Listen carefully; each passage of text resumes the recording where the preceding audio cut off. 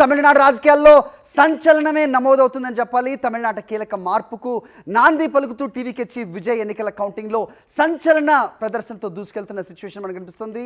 Dravidian పాలిటిక్స్కి అంతం అయ్యే సమయం ఆసన్నమైందా అనే రీతిగా ప్రస్తుతం టీవీకే పర్ఫామ్ చేస్తున్న విషయం మనం చూస్తున్నాం. పార్టీ స్థాపించి కేవలం 2 ఏళ్లు మాత్రమే అయినప్పటికీ ఇప్పటికీ 85కు పైగా స్థానాల్లో లీడ్లో ఉండటం రాష్ట్ర రాజకీయాలను పూర్తిగా కుదిపేస్తుందని చెప్పాలి. ఇది సాధారణ విజయం కాదని, ఒక కొత్త రాజకీయ తరంగం ప్రారంభమైందని విశ్లేషకులు పేర్కొంటున్నారు. అది తమిళనాడులో సిచ్యువేషన్. ఇక వెస్ట్ బెంగాల్ గురించి మాట్లాడదాం. మనం బ్రేక్ ముందు ప్యానలిస్టులు అందరూ కూడా మాట్లాడారు. సో ఎలాంటి సిచ్యువేషన్ మనకి వెస్ట్ బెంగాల్లో కనిపిస్తోంది, అస్సాంలో అఫ్కోర్స్ క్లియర్ కట్గా ఉన్న రిజల్ట్స్ కనిపిస్తోంది. అఫ్కోర్స్ తమిళనాడు మనం చూస్తున్నాం, టీవీకే విజయ్ అనూహ్యంగా ముందుకొచ్చిన పరిస్థితి. ఇక కేరళలో యూడీఎఫ్ అధికారం చేపట్టబోతోంది అనే అంచనాకి తగ్గట్టుగానే రిజల్ట్స్ కూడా కనిపిస్తున్నాయి. ఇక పుదుచ్చేరిలో ఎన్డీఏ ముందంజలో ఉన్న situation, right? So Prakash Reddy గారు బీజేపీ ప్రతినిధిగా, అధికార ప్రతినిధిగా ఏం చెప్తారో చూద్దాం. సార్, ముందుగా వెస్ట్ బెంగాల్ గురించే మాట్లాడదాం. ఎందుకంటే అస్సాంలో అందరూ ఊహించినట్టుగానే there is no confusion, very clarity కనిపిస్తుంది అక్కడ.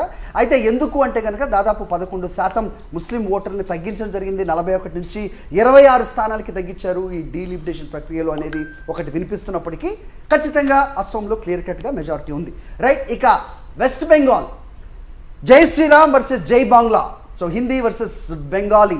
అంతకుముందు రుద్రరాజు గారు చెప్పినట్టు చాలా ఫ్యాక్టర్స్ ఇక్కడ పనిచేస్తున్నాయి. సో ముస్లిం ఓటర్స్ ముఖ్యంగా క్రూషియల్ కాబోతున్నారు. మహిళా ఓటర్స్ ముస్లిం ఇద్దరు కూడా టీఎంసీ వైపే మొదటి నుంచి ఉన్న నేపథ్యం.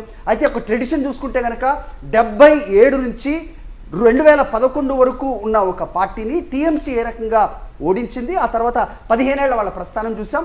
బెంగాలీ ఓటర్స్ ఎవరైనా నమ్మితే అంతకాలం వాళ్ళు విశ్వసిస్తారు. సో అదే ఇప్పుడు రిపీట్ అవబోతుంది. బీజేపీ దాన్ని బ్రేక్ చేస్తుందా అనే క్వశ్చన్ మార్క్ కూడా నేపథ్యం. అలాగే అమిత్ షా రాజకీయం ఇక్కడ ఏ మేరకు ఫలిస్తుంది, చాలా ప్రెస్టీజియస్గా తీసుకున్నారు. ఆపరేషన్ అమిత్ షా అని కూడా అంటున్నారు. ఏం జరగబోతోంది? What is your stands? Sir, మరి ముందు ఫస్ట్ మీరు చెప్పినటువంటి పదాన్ని నేను తీసేస్తాను సార్, అది కాదంటాను నేను. ముస్లిం ఓటర్లను తీసేయలే, బంగ్లాదేశీ ఓటర్లను తీసేశారు. ఇది అర్థం చేసుకోగలిగితే కాన్ఫ్లిక్ట్ సార్. అంటే బెంగాలీ మాట్లాడగలిగే ముస్లింలో వైపు, అస్సామీ మాట్లాడే ముస్లింస్ వైపు, రైట్? ఉన్న వాళ్ళల్లో మళ్ళీ బంగ్లాదేశ్ ఆరిజిన్ ఉన్న ముస్లిం వైపు కూడా ఉన్నారు. కానీ మీరు మొత్తం ముస్లింలందరినీ ఒకే కట్టిన పరిస్థితి మనకి అక్కడ. నేను బెంగాల్లో టూర్ చేశాను, అస్సాంలో ఇప్పుడు కాదు, నేను 40 ఏళ్ళ కింద ముచ్చట చెప్తున్నా. అస్సాం ఉద్యమం జరుస్తున్న రోజుల్లో కూడా నేను గ్రామానికి పోయినా. Even ధూబ్రీ district, నల్బాడే district, Nowgong, శివ్సాగర్ borders ఉన్న డిస్టిక్. నల్బాడే డిస్టిక్ అంటే బంగ్లాదేశ్ పోయొచ్చాను 2 కిలోమీటర్లు. బంగ్లాదేశ్ లోపలికి నేను ప్రకాష్ రెడ్డిగా వచ్చి గనికాంత్ చౌదరి ముందు చూపించినాం, హూ అమ్మాయి ఆమె ఇండియన్ ఆర్ బంగ్లాదేశీ. ఇది కాంగ్రెస్ పార్టీ దేశం కోసం చేసిన ఒక దుర్మార్గపు చర్య. 70 సంవత్సరాలుగా ఈ భారత ప్రజలు అనుభవిస్తున్నటువంటి నరకం ఇది. అస్సాంలో, బెంగాల్లో కాంగ్రెస్ పార్టీ చేసిన దుర్మార్గం ఇది.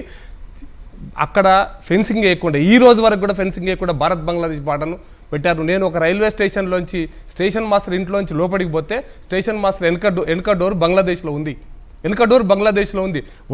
వరి మల్లు ఉంటాయి కదా తెలంగాణలో మనం చూస్తాం, వరి మల్లు భారత్ బంగ్లాదేశ్ బార్డర్గా 60 సంవత్సరాలు నడిపించారు. భారత్ బంగ్లాదేశ్ బార్డర్గా రోజు కూలికి వచ్చి బంగ్లాదేశ్ నుంచి భారతదేశానికి వచ్చి వర్షాన్ని కోసి కూలికి పోయి మళ్ళీ బంగ్లాదేశ్కి పోయినటువంటి చరిత్ర బంగ్లాదేశ్, అస్సాం అండ్ బెంగాల్లో ఉండింది, ఇప్పుడు కూడా ఉంది కొంతవరకు. ఇంకా ఇది అర్థం చేసుకోగలిగితే ఒక బార్డర్ స్టేట్లో, సెన్సిటివ్ స్టేట్లో బంగ్లాదేశ్ లాంటి క్రూషియల్ సిచ్యువేషన్ ఈరోజు బంగ్లాదేశ్లో మన చేతుల్లో బంగ్లాదేశ్ రాజకీయాలు లేవు. ఎప్పుడు ఏం జరుగుతామో మనకు తెలియదు. జరుగుతున్నటువంటి పరిణామాలు బంగ్లాదేశ్ని మనం అర్థం చేసుకోగలిగితే అది ముస్లిమ్సా, హిందూసా, క్రిస్టియన్స్ అంటే బంగ్లాదేశ్ వచ్చినటువంటి కష్టాల వల్ల, వాళ్ళ యొక్క అణిచివేత వల్ల, వాళ్ళ యొక్క మారణకాండ వల్ల వచ్చిన హిందూస్ని మాత్రం భారతదేశంలో తీసుకోము.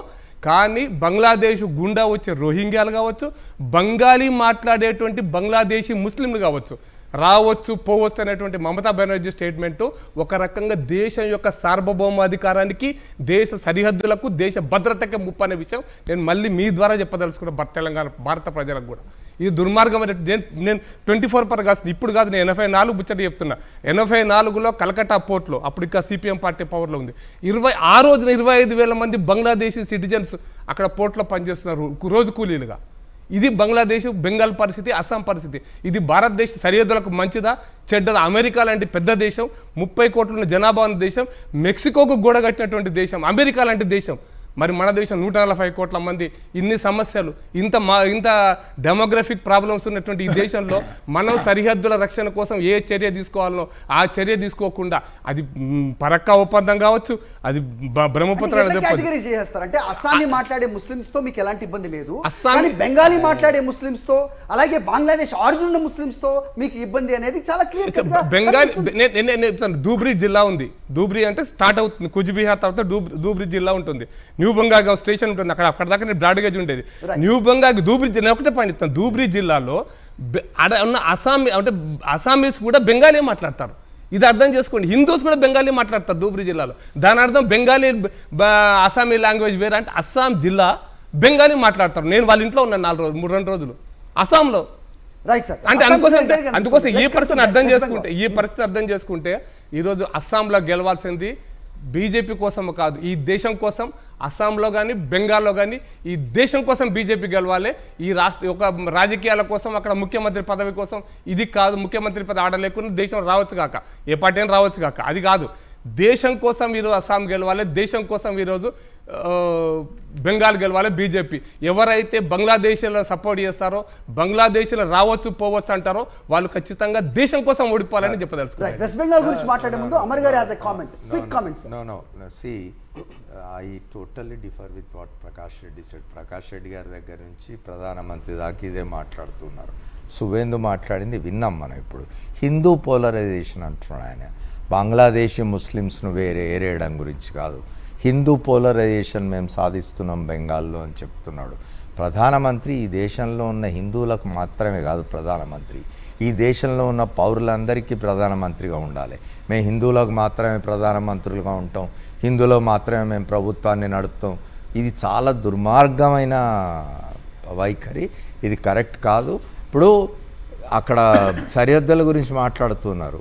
12 ఏళ్ళుగా మీరు అధికారంలో ఉన్నారు కేంద్రంలో. సరిహద్దుల విషయంలో మీరు చేసిందేమిటి? సరిహద్దుల్లోకి మమతా బెనర్జీ బంగ్లాదేశీయులను రాణిస్తూ ఉంటే మీరు ఏం చేసినారు ఈ 12 సంవత్సరాల పాటు? ఇవాళ వచ్చి మీరు మమతా బెనర్జీ బంగ్లాదేశీ ముస్లింలను రాణిస్తున్నది. మొన్న పోలింగ్ రోజు చూసినాం, 2వ దశ పోలింగ్ రోజు అతను సువేందు ఇంకోళ్ళు బీజేపీ అభ్యర్థి బంగ్లాదేశీ ముస్లిమ్స్ అంటున్నాడు.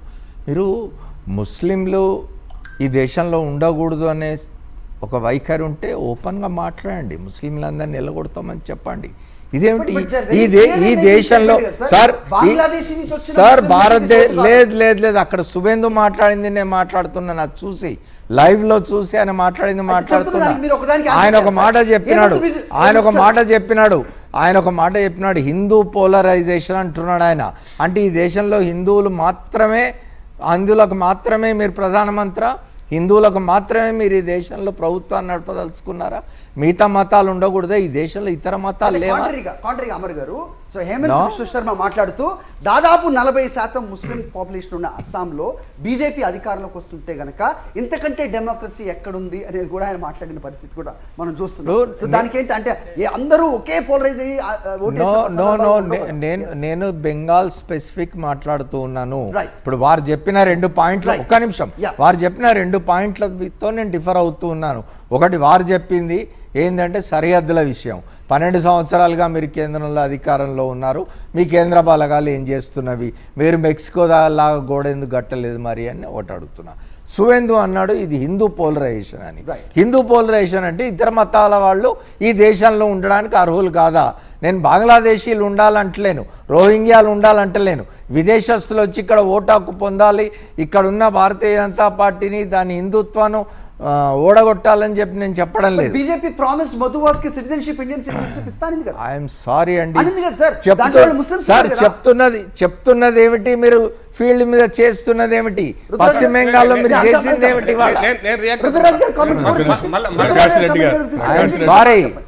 ప్రకాష్ రెడ్డి గారు చెప్పిన దాంట్లో Hindu polarization or majoritarian polarization clear cut ఎజెండాతో పనిచేసేటప్పుడు ఇంకా మిగిలిన సిటిజన్స్ అంతా సెకండ్ గ్రేడ్ సిటిజన్సా? ఫస్ట్ సెకండ్ జమ్మూ కాశ్మీర్ కూడా కాదు. సెకండ్ రెండోది ఏంటి? జమ్మూ కాశ్మీర్ని 3 ముక్కలు చేయగలిగారు. రాష్ట్రాన్ని ఈ దేశం ఏర్పడిన తర్వాత యూనియన్ టెరిటరీగా చేసినటువంటి అంతా భారతీయ జనతా పార్టీ. అంటే అన్ని మార్పులు చేయాలనుకున్నారు, చేసుకున్నారు. మీరు ఎందుకు అట్లా పోతున్నారు గోడ? ఎంతసేపు కాంగ్రెస్ పార్టీ చేయలేదు అంటారు ఎందుకు? మీరేం చేశారు 12 సంవత్సరాల్లో? మీరేమి చేయలేకపోయారు కదా. సో డెఫినెట్గా వీళ్ళు కావాలని ఒక పథకం ప్రకారం బైఫర్గేషన్ తీసుకుని వచ్చి జనాన్ని విభజన చేసి లబ్ధి పొందాలని ప్రయత్నం చేస్తున్నారు. ఓపెన్గా చెప్పండి. అది ఉత్తరప్రదేశ్లో చూసాం కదా మనం, ఒక సీటు కూడా ఇవ్వనటువంటి పరిస్థితిలో ముస్లిమ్స్కి. ఏది డెమోక్రసీ అంటే అస్సాంలో ఏం చెప్తాడు అతను, హేమంత బిశ్వా శర్మ అవుట్ సోర్సింగ్ మా దగ్గర నుంచి తీసుకెళ్ళిన ముఖ్యమంత్రి. మీకు మనిషే లేడు అక్కడ. కాదు, మీరు దానికి ఏమంటారు? దాదాపు 30% సార్ ఆయన ఒక్కరే కాదు. నాకు తెలిసి నేను పనిచేశాను అస్సాంలో. ఇప్పుడు ప్రకాష్ రెడ్డి గారు అలాగా బెంగాల్లో పనిచేశారు, దేశం అంతా పనిచేశాను. నేను కార్గిల్ లే లడాక్ దాకా పనిచేశాను. నాకు తెలియని అవగాహన ఏం లేదు. ఇప్పుడు వారికి తెలుస్తుంది, నాకు తెలియనిది ఏమీ లేదు. సో ఉంటే ఉండొచ్చు కాక మీరు దాన్ని బాటంగా ఈ దేశాన్ని విడగొడతారా? అమెరికా వాడు రోజు తంతున్నాడు మనని, సిగ్గులేని స్టేట్మెంట్లు ఇస్తున్నాడు. వాడు పక్కన కూర్చుని 2 చేతులు పట్టుకుని వాడు గెలవాలని మీరు క్యాంపెయిన్ చేశారు. నిన్న కాక మొన్న ఇచ్చాడు భారతీయుల గురించి స్టేట్మెంట్, ట్వీట్ లో పెట్టాడు. India is a hell whole అన్నాడు. ట్వీట్ పెట్టాడు, దాన్ని తీసుకుని వచ్చి సిగ్గులేదు ఆడుతూ రోజు తిరుగుతుంటారు. ఇక్కడికి వచ్చి బంగ్లాదేశ్ అంటారు. ఏ బంగ్లాదేశ్ అండి? చిన్న దేశం బంగ్లాదేశ్, మనం క్రియేట్ చేసిన బంగ్లాదేశ్. చెప్పండి. సో విమర్శలు చాలా వస్తున్నాయి.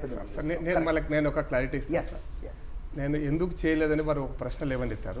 ఎందుకు చేయలేదు అంటే, మీరు భారత రాజ్యాంగం ప్రకారం భూసేకరణ కానీ భూమిని ఎక్వైర్ చేసుకోవడానికి కానీ కలెక్టరు రాష్ట్ర ప్రభుత్వాల యొక్క ప్రధాన బాధ్యత. ఇప్పటివరకు 385 కిలోమీటర్ల ప్రాంతాన్ని భారత్ అంటే బెంగాలు బంగ్లాదేశ్ మధ్యలో, అంటే భారత్ బంగ్లాదేశ్ మధ్యలో ఉన్నటువంటి భూమిని బెంగాల్ ప్రభుత్వం తీసుకోవడానికి రిలక్టెంట్గా ఉంది.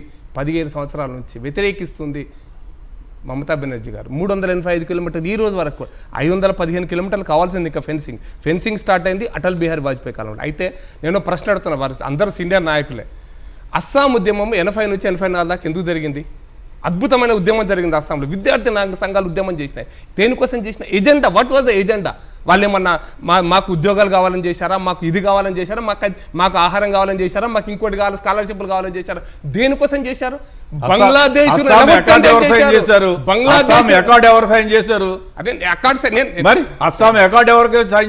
కాంగ్రెస్ చేసింది, రాజీవ్ గాంధీ గారు చేశారు. అస్సాం బ్రూకుమార్ పూకాంత్ కానీ లేకపోతే ప్రఫుల్ కుమార్ మహంతా కానీ వీళ్ళందరూ ఉన్న సార్ హిస్టరీ తెలియనాడు ఎవరు లేడు ఇక్కడ. మీకు ఎంత తెలుసో మాకు అంత క్లారిటీ ఇస్తాను సార్.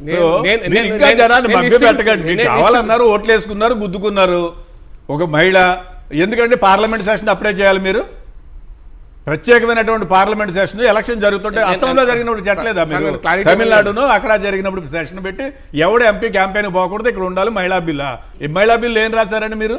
మహిళా బిల్లుకి దానికి ఏం సంబంధం అండి? డీలిమిటేషన్కిను అది పెట్టరు మీరు. చేయండి, నువ్వు దమ్ముంటే 50% చేస్తామని అందరూ హౌస్లో పెట్టారు. ఎందుకు జనాన్ని మోసం చేస్తారు? ఇంకాను చిన్నప్పుడే చేశారు. సార్ మిజోరాం అకార్డ్ ఇందిరాగాంధీ సంతకం పెట్టింది, అస్సాం అకార్డ్ రాజీవ్ గాంధీ సంతకం పెట్టాడు, సిక్కిం అకార్డ్ జవహర్లాల్ నెహ్రూ సంతకం పెట్టాడు. నేను హిస్టరీ పోతాను. నేను అస్సాంలో విద్యార్థులు దేనికోసం ఉద్యమం సకాట్ సంతకం పెట్టినారు, అక్కడ ఎన్నికలు జరిగినాయి, పక్కన పెడతాం. ఎందుకు ఫైట్ చేశారని అడుగుతున్నా. బంగ్లాదేశ్ సబ్జెక్ట్ అది, ఇప్పుడు సబ్జెక్ట్ అసలు విషయం అది. బంగ్లాదేశీ అక్రమ చొరబాటుదారులను వెనుకకు పంపియండి. ఇది కదా ఎడ్యుకేషన్. ఇది భారతదేశ చరిత్రలో, ప్రపంచ చరిత్రలో ఎక్కడ జరిగిందా చెప్పండి? ప్రపంచ చరిత్రలో ఏ దేశంలో అయినా ఇటువంటి సంఘటన జరిగిందా? ఒక విద్యార్థి ఉద్యమము బంగ్లాదేశ్ విదేశీ పౌరులు ఎలగొట్టడం కోసం ఉద్యమం జరిగితే అప్పుడు వచ్చినటువంటి విదేశస్తులే, నేను పదం వచ్చిన విదేశస్తులే ఈ రోజున ముర్షిదాబాద్లో కానీ మాల్దాలో కానీ అసలు ఎందుకు రాణిస్తున్నారండి మీరు? గవర్నమెంట్